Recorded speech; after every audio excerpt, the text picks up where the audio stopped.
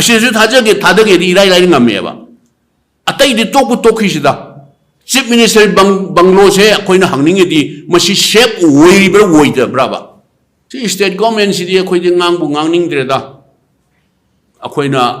अमा हाइनि मोइना अमा दुम ngang maning mamang su samnata kari harino ngarang nahan ama haini ngasina ama haini tauraga masidi akhoi tanbu talle state government ama democratically elected state government ama laiba targati migi mioi bagi punsi protect toba life and property protect toba haise bharat ki संविधान na piba state government da piba शक्ति ने एवं मोहित पीके तब से मियोई बगी पुंसी अमुसुंग लंथुम ngakpa ngamdraba government से government bu lairiब्रा laitrabra मसी अकोइना opposition ni हाइदना allegation तो भी वनते मैं हम पूरा मत इकाई कुंदा जब उच्चरी सेंट्रलाइज सिनाउ फाइ पूरा मत इधना सीडी प्रेस कॉन्फ्रेंस सी दियाब्लोक ना तौबनी लोइना अहनबदा इकाई खुंजरिबा CLP लीडर श्री ओइबोबी अमसुंग on my right Shri L Sotin CPI comrade अमदी इंडिया ब्लॉक की CPIM की श्री KSI शांता तुझे हिंदुकना श्री देवान शिवसेना उद्धव ठाकरे की on my left Shri Gaikangam CWC member Amasung Shri K. Ranjit Singh deputy CLP leaders and other colleagues of the India vlogs and Ikai Kumnajabuchari Ngasigi press conference Shri Oibobi Mingoina Hacharabada Mahana Tobigini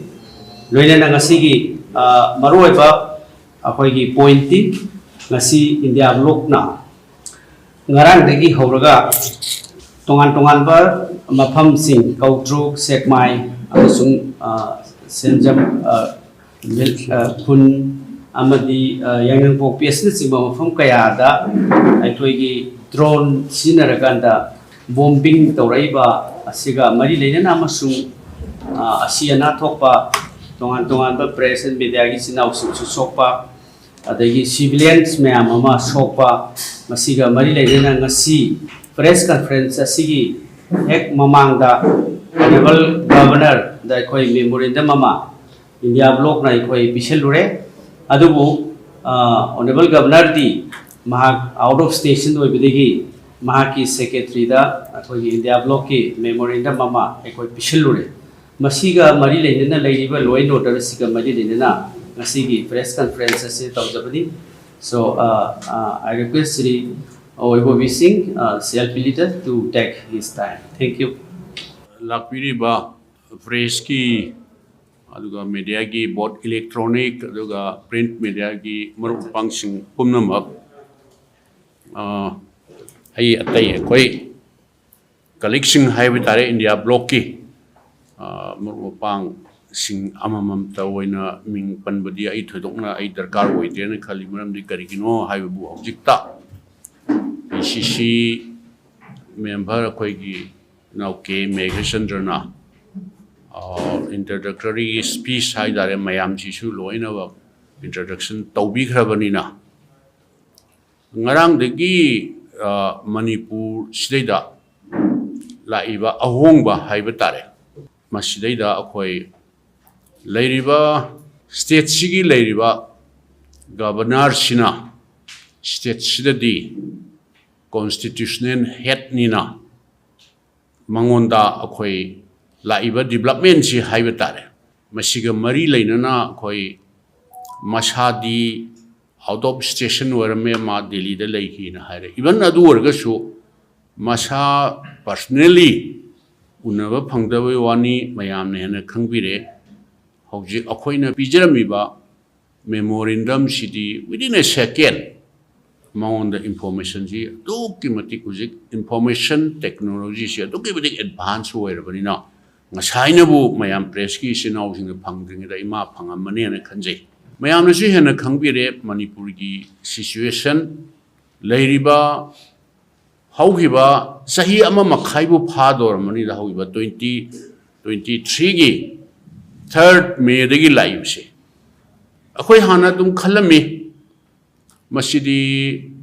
ꯃꯤꯌꯔ law and ꯑꯣꯔꯗꯔꯅꯦꯅ ꯍꯥꯟꯅ ꯑꯩꯈꯣꯏ ꯈꯜꯂꯝꯕꯅꯦ ꯑꯗꯨꯅ ꯑꯩꯈꯣꯏꯅ boat centre ꯑꯃꯁꯨꯡ state ꯒꯚꯔꯟꯃꯦꯟꯗ ꯂꯩꯔꯤꯕ ꯒꯚꯔꯟꯃꯦꯟꯁꯦ NDAꯒꯤ government ꯉꯥꯛꯇ partner ꯑꯣꯏꯕ ꯃꯣꯏꯅꯁꯨ ꯑꯗꯨꯝ ꯍꯥꯏꯔꯤꯕꯗꯨꯅꯤ ꯑꯩꯈꯣꯏ ꯗꯕꯜ ꯏꯟꯖꯤꯟ ꯒꯚꯔꯟꯃꯦꯟꯅꯦꯅ ꯌꯦꯁ ꯃꯇꯝ ꯈꯔ ꯀꯩꯅꯣ ꯇꯧꯕ ꯌꯥꯏ ꯑꯗꯨꯕꯨ ꯑꯩꯈꯣꯏꯅ ꯊꯥꯖꯖꯕꯗ ꯁ꯭ꯇꯦꯠ ꯒꯚꯔꯟꯃꯦꯟ ꯑꯃ ꯗꯤꯃꯣꯀ꯭ꯔꯦꯇꯤꯀꯦꯂꯤ ꯏꯂꯦꯛꯇꯦꯠ ꯁ꯭ꯇꯦꯠ ꯒꯚꯔꯟꯃꯦꯟ ꯑꯃ ꯂꯩꯕ ꯇꯥꯔꯒꯗꯤ ꯃꯤꯒꯤ ꯃꯤꯑꯣꯏꯕꯒꯤ ꯄꯨꯟꯁꯤ ꯄ꯭ꯔꯣꯇꯦꯛ ꯇꯧꯕ ꯂꯥꯏꯐ ꯑꯦꯟ ꯄ꯭ꯔꯣꯄꯔꯇꯤ ꯄ꯭ꯔꯣꯇꯦꯛ ꯇꯧꯕ ꯍꯥꯏꯕꯁꯦ ꯚꯥꯔꯠꯀꯤ ꯁꯪꯕꯤꯙꯥꯟꯅ ꯄꯤꯕ ꯁ꯭ꯇꯦꯠ ꯒꯚꯔꯟꯃꯦꯟꯗ ꯄꯤꯕ ꯁꯛꯇꯤꯅꯦꯕ ꯃꯣꯏꯗ ꯄꯤꯒꯗꯕꯁꯦ ꯑꯗꯨꯅꯅꯤ ꯑꯩꯈꯣꯏꯅ ꯁ꯭ꯇꯦꯠ ꯒꯚꯔꯟꯃꯦꯟꯁꯦ ꯂꯣ ꯑꯦꯟ ꯑꯣꯔꯗꯔꯁꯦ ꯀꯗꯥꯏꯗ ꯂꯩꯔꯤ ꯃꯤꯑꯣꯏꯕꯒꯤ ꯄꯨꯟꯁꯤ ꯑꯃꯁꯨꯡ ꯂꯟ ꯊꯨꯝ ꯉꯥꯛꯄ ꯉꯝꯗ꯭ꯔꯕ ꯒꯚꯔꯟꯃꯦꯟꯁꯦ ꯒꯚꯔꯟꯃꯦꯟꯕꯨ ꯂꯩꯔꯤꯕ꯭ꯔꯥ ꯂꯩꯇ꯭ꯔꯕ꯭ꯔꯥ ꯃꯁꯤ ꯑꯩꯈꯣꯏꯅ ꯑꯣꯄꯣꯖꯤꯁꯟꯅꯤ ꯍꯥꯏꯗꯅ ꯑꯦꯂꯤꯒꯦꯁꯟ ꯇꯧꯕꯒꯤ ꯋꯥ ꯅꯠꯇꯦ ꯃꯅꯤꯄꯨꯔꯒꯤ ꯄ꯭ꯔꯖꯥ ꯚꯥꯔꯠꯇ ꯄ꯭ꯔꯤꯊꯤꯕꯤꯗ ꯂꯩꯕ ꯄ꯭ꯔꯖꯥꯁꯤꯡꯅ ꯍꯦꯟꯅ ꯈꯪꯅꯔꯕꯅꯦꯕ where is democratically elected government and law and order si karaida leri migi innocent prajasinggi life property protect tawba ngamdraba government sibu leiribra leitrabra sima number 1 da ani shubada hojik stage no gi worsen tawsalakbasina hojikti yengbiyoba ngarangdagi laiba development haigadra ngarangdagi laibase the most modern technology se prithibida hojik sizinari si mayam ne hena khangbiramani ko Russia ga Ukraine ga taunariba lan haiba tare adagi Hamas ka Israel ga taunariba se masidaida most modern technology se anywhere mafam amada heta bomb thadaba yaba nomai kapsan ba yaba si Manipur sida sizinarabne laiba question di masi akhoi Manipur sisu India gi part ama oirabanina akhoi memorandum se dum yaujabani now it hanadi a mere law and order problem oirambani now it has become question of national security Manipur si India gi saruk ama oiramnina masi India ne ba India gi national security da threat tawbagi question ama laia kadai dano Manipur se shape oigado bisi jaga anywhere drone sina anywhere he thada banga meba let us forget about akhoi innocent praja sing akhoi mayam di to e khalla cheba rajwaban ji shape oiribra oidrabra asisu thajage thadage di irai lai ngameba atai di toku tokhisida chief minister banglo se akhoi na hangninge di masi shape oiribra oidabra ba adu oirga di laiba question di Rajwaban Bhava Chief Minister ki Banglo Bhava Chef Oiraktragadi what about other innocent people of Manipur akhoi gi life and property se kanana ngapi senbi gadori bano masi laiba development se laiba question ji masi neba aduna ni akhoi na ngasi su na hona na amu ningsingi bese si state government si di akhoi di ngang bu ngang ning dreda akhoi na ama haini moina ama dungang kani maning mamang su samnada kari harino ngarang han ama haini ngasina ama haini tawraga masidi akhoi tanbu talle aduna ni akhoi na ngasi India bloc na khoi leijariba 10 political parties sina laiba latest development ngarang degi laiba isam chamjana kautruk tegi ningon haiba tare mayamna press ki sinau sine hena Kangamani da detail dudi fayang da mayum panba mapam da khara shanti rekha exercise khara inga amane mapam da angang pikpa yaurga ma chacharu mapam di hallage tawba matam du da ne ba thadra ibse ada laibadi state security issue lai hayaba doida banker ꯑꯗ ꯀꯗꯥꯏꯗ ꯆꯠꯈ꯭ꯔꯕꯅꯣ ꯃꯣꯏꯒꯤ ꯈꯨꯠꯁꯨ ꯈꯨꯠꯂꯥꯏꯗꯁꯨ ꯌꯥꯎꯅ ꯂꯧꯈ꯭ꯔꯕ ꯖꯥꯠꯂꯥ ꯑꯗ ꯀꯔꯤꯅꯣ ꯇꯧꯔꯤꯕꯁꯤ ꯁ꯭ꯇꯦꯠꯁꯤꯗ ꯇꯧꯔꯤꯕꯁꯤ ꯀꯔꯤꯅꯣ ꯑꯩꯈꯣꯏ ꯍꯧꯖꯤꯛ ꯑꯩꯈꯣꯏ ꯎꯅꯔꯤꯀꯣ ꯃꯌꯥꯝꯁꯦ ꯑꯗꯣ ꯍꯣꯔꯦꯟꯗꯤ ꯀꯔꯤꯅꯣ ꯍꯥꯏꯕꯁꯦ ꯃꯅꯤꯄꯨꯔꯗ ꯂꯩꯔꯤꯕ ꯄ꯭ꯔꯖꯥꯁꯤꯡꯁꯦ ꯉꯁꯤ ꯐꯥꯎꯗ ꯁꯦꯟꯇꯔꯗ ꯄꯥꯜꯂꯤꯕ ꯅꯔꯦꯟꯗ꯭ꯔ ꯃꯣꯗꯤꯖꯤꯅ ꯄꯥꯜꯂꯤꯕ ꯒꯚꯔꯟꯃꯦꯟꯠꯁꯦ ꯁꯤꯅ ꯀꯔꯤꯅꯣ ꯑꯩꯈꯣꯏꯁꯦ ꯌꯦꯡꯗꯨꯅ ꯂꯩꯔꯤꯕꯁꯤ ꯀꯔꯤꯅꯣ ꯑꯩꯈꯣꯏ ꯃꯅꯤꯄꯨꯔꯁꯤꯗ ꯀꯩꯁꯨ ꯅꯠꯇꯦꯗ ꯌꯨ ꯄꯤꯒꯨꯝꯕ ꯑꯆꯧꯕ ꯁ꯭ꯇꯦꯠꯇꯤ ꯂꯥꯏꯔꯗꯅ ꯑꯁꯥꯝꯒꯤ ꯐꯥꯎꯕ ꯗꯤꯁꯇ꯭ꯔꯤꯛ ꯑꯃꯅ ꯃꯁꯤꯡ ꯍꯦꯟꯅ ꯌꯥꯝꯕꯅꯤ ꯁꯤꯗꯩꯗ ꯑꯩꯈꯣꯏꯅꯁꯨ ꯍꯟꯖꯟ ꯍꯥꯏꯖꯕꯗꯣ ꯑꯉꯝꯕ ꯍꯥꯠꯅꯖꯔꯁꯨꯅꯨꯗ ꯑꯉꯝꯕꯅ ꯄꯥꯜꯍꯧꯔꯁꯨꯅꯨ ꯍꯥꯏꯕꯒꯤ ꯐꯤꯕꯝꯗ ꯁꯥꯏꯂꯦꯟ ꯁ꯭ꯄꯦꯛꯇꯦꯇꯔ ꯑꯣꯏꯅ ꯀꯨꯝꯍꯩ ꯌꯦꯡꯅ ꯂꯩꯔꯤꯕꯁꯤ ꯑꯩꯈꯣꯏ ꯀꯔꯤꯅꯣ ꯑꯩꯈꯣꯏꯅ ꯇꯧꯒꯗꯕꯁꯤ ꯀꯔꯤꯅꯣ ꯍꯥꯏꯕꯁꯦ ꯃꯁꯤꯅꯦꯕ ꯁ꯭ꯇꯦꯠ ꯒꯚꯔꯟꯃꯦꯟꯠ ꯀꯔꯤ ꯇꯧꯔꯤ ꯀꯗꯥꯏꯗ ꯂꯩꯔꯤ ꯂꯣ ꯑꯦꯟ ꯑꯣꯔꯗꯔꯁꯤ ꯃꯁꯤ ꯍꯟꯖꯟ ꯉꯥꯡꯅꯕꯁꯤ ꯗꯤꯃꯣꯀ꯭ꯔꯦꯇꯤꯀꯦꯂꯤ ꯏꯂꯦꯛꯇꯦꯠ ꯒꯚꯔꯟꯃꯦꯟꯠ ꯑꯃ ꯂꯩꯕꯁꯦ ꯃꯁꯤꯒꯤ ꯑꯥꯔꯊꯁꯤꯕꯨ ꯂꯩꯔꯤꯕ꯭ꯔꯥ ꯂꯩꯇ꯭ꯔꯕ꯭ꯔꯥꯕ ꯑꯩꯈꯣꯏ ꯒꯚꯔꯟꯃꯦꯟꯠ ꯂꯩꯍꯟꯅꯤꯡꯗꯕ ꯄ꯭ꯔꯁꯤꯗꯦꯟꯠ ꯔꯨꯜ ꯊꯝꯍꯟꯅꯤꯡꯕꯩ ꯋꯥꯅꯦꯕ ꯑꯗꯨ ꯄ꯭ꯔꯁꯤꯗꯦꯟꯠ ꯔꯨꯜꯗꯤ ꯑꯩꯈꯣꯏ ꯏꯅꯐ ꯑꯦꯛꯁꯄꯔꯤꯌꯦꯟꯁ